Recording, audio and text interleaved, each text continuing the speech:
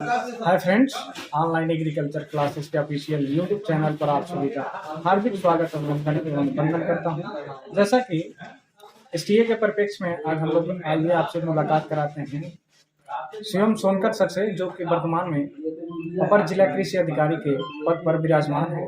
तो ढेर सारी चीजें हम इन्हीं से सीखेंगे। सबसे पहले हम सर का परिचय जानना चाहेंगे, आप सभी लोग भी। सबसे पहले आपको बहुत बहुत बधाई, आपके यूट्यूब फैमिली को बहुत बहुत बधाई। मैं शिवम सोनकर, अपर जिला कृषि अधिकारी कानपुर नगर, जैसा कि आपने बताया दिया। मैं 2022 में मेरा सिलेक्शन हुआ था और जिसके थ्रू मैं कानपुर नगर में मेरी पोस्ट। तो सर का जैसे कि आप लोगों ने परिचय जान लिया, तो इसके परिप्रेक्ष्य में एसटीए के सर एसटीए क्या होता है, इसकी ब्रांचें क्या होती हैं, इसके बारे में जरा डिफाइन करें। सीनियर टेक्निकल असिस्टेंट, इसमें जैसा कि आप एक ये पद का ग्रुप नाम है। ये यूपीपीएससी उत्तर प्रदेश लोक सेवा आयोग की तरफ से इसकी परीक्षा आयोजित होती है और इसमें कई सारी ब्रांचें होती हैं। ब्रांच में अलग अलग पद होते हैं और एसटीए के नाम से पद का सृजन है। जब आप कार्यालय आवंटन होगा तो कार्यालय के हिसाब से अलग अलग पदनाम आपको मिलते हैं अकॉर्डिंग टू ब्रांच। जैसे डेवलपमेंट ब्रांच है तो डेवलपमेंट ब्रांच में अपर जिला कृषि अधिकारी का पद आता है, जो जिसको जिला कृषि अधिकारी पद कार्यालय मिलता है उसको। जैसा कि मैं हूँ, मेरा तैनाती जिला कृषि अधिकारी कार्यालय में है तो मुझे अपर जिला कृषि अधिकारी का पद मिला हुआ है। अगर डेवलपमेंट ब्रांच में ही आप उप संभागीय कृषि अधिकारी कार्यालय में आपकी तैनाती होती है तो आपको मिलेगा एसएमएस का पद, विषय वस्तु विशेषज्ञ के नाम से। और डीडी साहब के यहाँ होती है, डिप्टी डायरेक्टर ऑफ एग्रीकल्चर, कृषि निदेशक कार्यालय में अगर आपकी तैनाती होती है तो वहाँ पे आपको एसएमएस के नाम से ही पद से सृजन होता है। अगर भूमि संरक्षण कार्यालय में आपकी तैनाती होती है तो आपको टेक्निकल असिस्टेंट के नाम से ही जाना जाएगा, टीए साहब के नाम से वहाँ पे जाना जाता है। ये पद नाम होते हैं। अगर आपकी केमिस्ट्री ब्रांच में सिलेक्शन होता है तो आप लैब अध्यक्ष के नाम से जाने जाते हैं। जनपद मृदा परीक्षण प्रयोगशाला लैब अध्यक्ष के नाम से पद आपका सृजन हुआ है। और अगर आप प्लांट प्रोटेक्शन ग्रुप से हैं, पीपीओ कार्यालय जाते हैं तो एसपीपीए के नाम से वहाँ पे इस नाम का पद सृजन है इस एसटीए ग्रुप में। तो सर इसकी तैयारी के लिए क्या क्या मतलब इसमें एग्जामिनेशन होती हैं और इसका स्ट्रेटेजी क्या होती है, रणनीति क्या होती है और कैसे इसकी तैयारी की जाती है?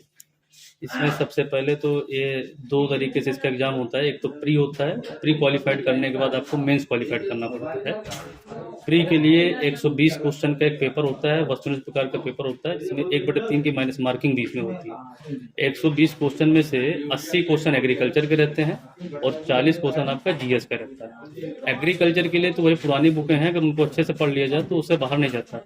एक बैलूम फर्स्ट है, बैलूम सेकंड है और उनका तयन की और नेमरा सुंडा उसी का सारांश दिया रहता है।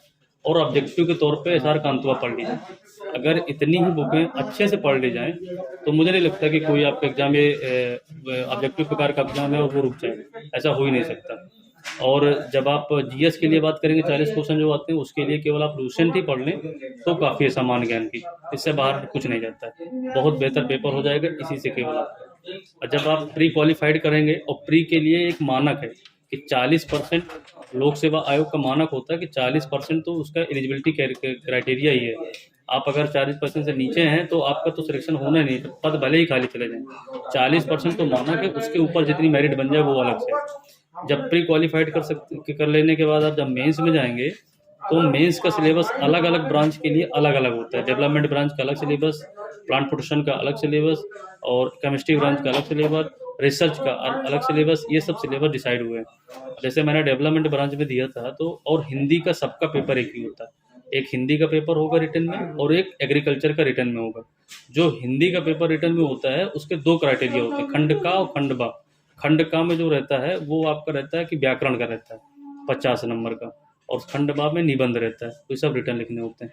जब हिंदी के उपरांत हिंदी का पेपर सबका सेम रहेगा, उसमें कोई ब्रांच वाइज डिसाइड नहीं है। लेकिन जब एग्रीकल्चर मेंस लिखेंगे तो उसमें ब्रांच वाइज डिसाइड है।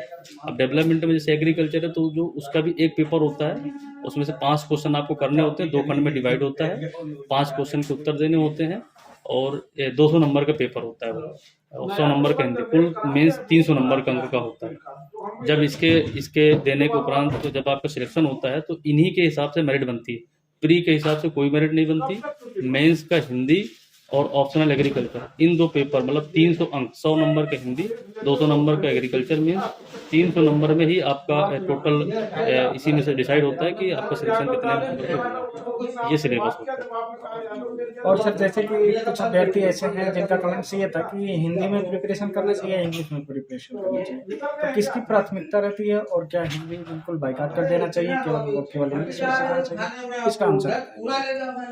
हिंदी में जैसे कि मेंस अगर लिखना है तो मेंस में हिंदी में कोई बाइकाट नहीं होता है, लेकिन ये है कि हाँ, अगर अंग्रेजी में आप लिखते हैं तो उसका थोड़ा सा हिंदी के कंपेरेटिवली आपको अच्छा मार्क्स मिलता है। तो मुझे लगता है कि आप इंग्लिश में तैयारी करें तो बेहतर है। लेकिन जो हिंदी मीडियम के बच्चे हैं तो ऐसा नहीं कि आप तैयारी मत करिए, हिंदी से भी करिए। आप बेहतर लिखते हैं तो आपको उसमें भी मार्क मिलेगा। ऐसा नहीं, कई सारे ऐसे बच्चे थे हमारे साथ में जो हिंदी में से लिखे थे, उनका भी सिलेक्शन है, आज वो भी तैनात हैं। तो ऐसा कुछ नहीं है, लेकिन इंग्लिश बेटर है तो और अच्छी बात है, बस ये है। और सर इसमें फाइनल सिलेक्शन होने के उपरांत आपकी इसमें सुविधाएं क्या क्या थी? जैसे कि फाइनल सिलेक्शन होने के उपरांत आपका जब ऑनलाइन चॉइस पे कार्यालय आवंटन हो जाएगा तो कार्यालय के हिसाब से आपका वर्क प्रोफाइल है। जिस कार्यालय जैसे एसएमएस के पद में जाएंगे तो वहाँ पे योजनाओं के सहारा रहता है, जो कृषि विभाग की योजनाएं चलती हैं उनका संचालन क्रियान्वयन करने में आपका पूरा योगदान रहेगा। उनका प्रचार प्रसार करवाना, उनके लिए जो क्या क्राइटेरिया है वो सबका बताना, उस पर रहता है। और जैसे कि यहाँ पे है डीओ ऑफिस पे, तो अपर जिला कृषि अधिकारी के तौर पे कार्य है, तो एक एक्सपेक्टर होते हैं। आज एक्सपेक्टर भी हैं, बीज निरीक्षक हैं या उर्वरक निरीक्षक हैं, ये अपर जिला कृषि अधिकारी होते हैं। तो इस यहाँ पे लाइसेंस बीज के, फर्टिलाइजर के निर्मित किए जाते हैं, दुकानों की रूटीन चेकिंग होती है, सैंपलिंग की जाती है कि आपके जनपद में किसी भी प्रकार का उर्वरक और किसी प्रकार का बीज उच्च गुणवत्ता का मिले, किसानों को ज़्यादा से ज़्यादा और उचित रेट में मिले। इसके लिए नियमानुसार बीच बीच में छापे भी डाले जाते हैं। ये हम लोगों का वर्क रहता है। साथ ही साथ जो प्रक्षेत्र होते हैं बीज संवर्धन केंद्र के, बीज उत्पादन कार्यक्रम भी चलता है, वो प्रक्षेत्र भी जिला कृषि अधिकारी कार्यालय के अधीन आते हैं। तो उन प्रक्षेत्रों को समय समय पर निरीक्षण करना और निरीक्षण के उपरांत उचित दिशा निर्देश देना कि अच्छा से अच्छा वहाँ पे बीज उत्पादन का, शुद्ध बीज उत्पादन का कार्य हो सके और समय पर हो सके, ये इसमें कार्य रहते हैं। सुविधाओं पे जाएं तो इस पोस्ट के लिए कोई व्हीकल सुविधा नहीं रहती है, लेकिन कार्यालय में अगर आपकी गाड़ी है तो आप उसका उपयोग कर सकते हैं, आप जा सकते हैं। स्पेशली आपकी इस पोस्ट के लिए व्हीकल की कोई सुविधा नहीं है। आप जब प्रमोशन से जाएंगे तब वहाँ पे आपको सुविधा होती है।